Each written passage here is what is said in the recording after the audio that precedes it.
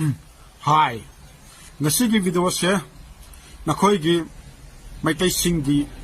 ningthau gi masunupa ai semba sana jawa mahaki video ni mahaki video macha ama aina social media da thinai maduda mana public ki mamangda press ki mamangda sumaina haikhi madudi englo kuki war laite thoksu thokte tasu tadri kaina namai kaidro karikono namai adu tharise karikono nangi punsi kadar phadar chinthiraga oida pada mangang ga punsi lelilo nasagi hawrok phamnang khangbro noi manipur da changra ise chahi kya da changra inang khangbro ai khangene tauro noi na manipur da changra ise kachar da changra ine chahi na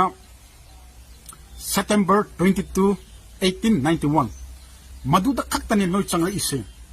noi di manipur da laiba maitai ariba singna invite to bunate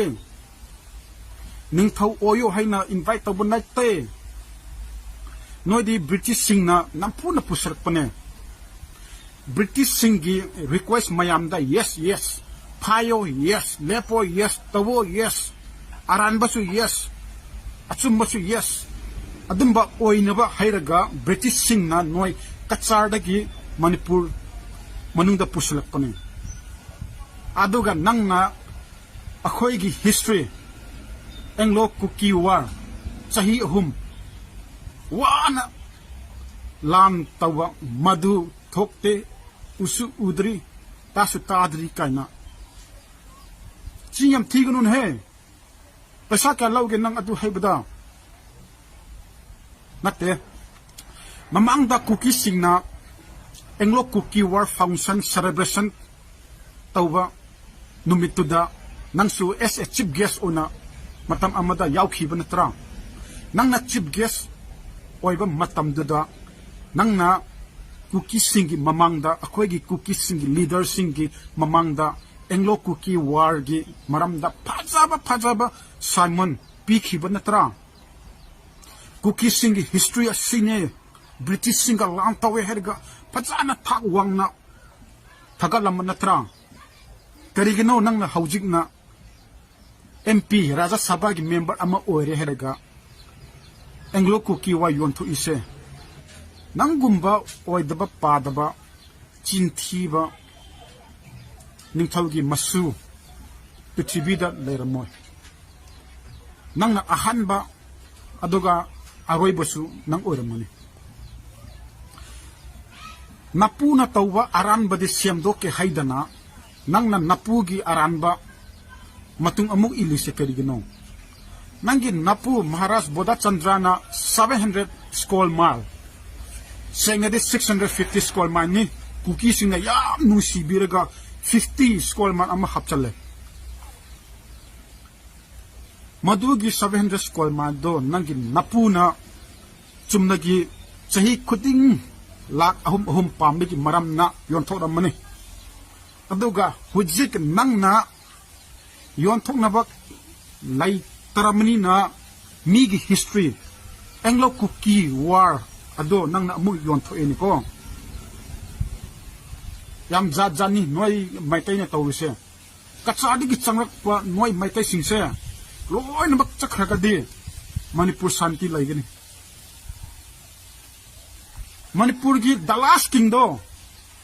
Bodha Chandra nate sengade history aseng history di the last king do Kula Chandra ni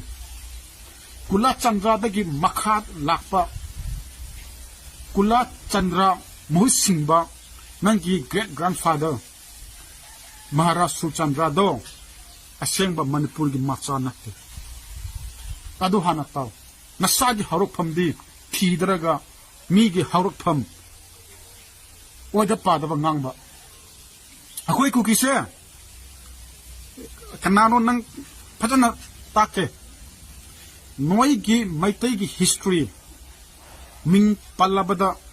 chaithe role kumbaba madu phajana paw ikumendo pangpi pirkano reply pangpi pirkano madu da paw madu da kari haye cookie ki ningthau kuki hong ba amadi lai gi ning thau lai ki achau ba mamba ni na pakhang ba bu manipur gi han ba ning thau oina thamki hai bani akhoi gi history di yam kuire ni nang manipur changak padi only 133 years sudangai ri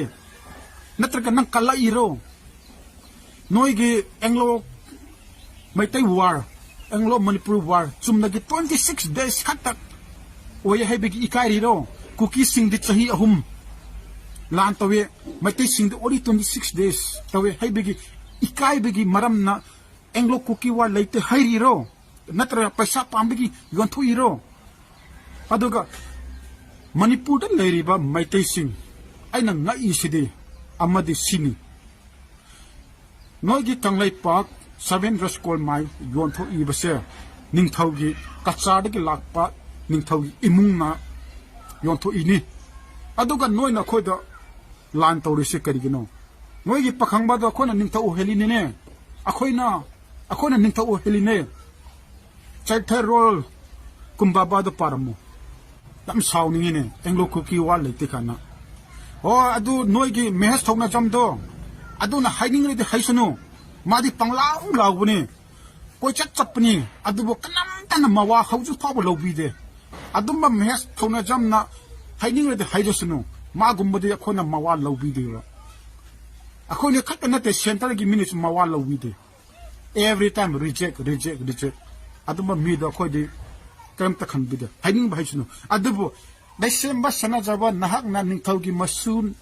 ama orega nangna adu anglo kuki wal leite kaina adu da ai haigene muna taw ai haigene noi kachar da gi lakpa ningthau maharashtra churchan da gi nang gi matam phau base british ka su thing na dri lan su taw na dri maduna takpadi noi se manipur da british na tawning ba taw ba yaba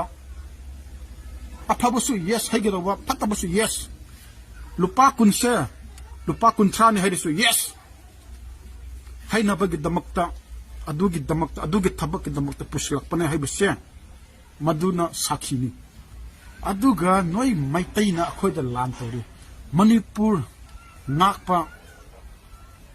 noi gi pakhangba ningthau ohenba kuki akhoida noina ka lan ga tori napun si da singamoy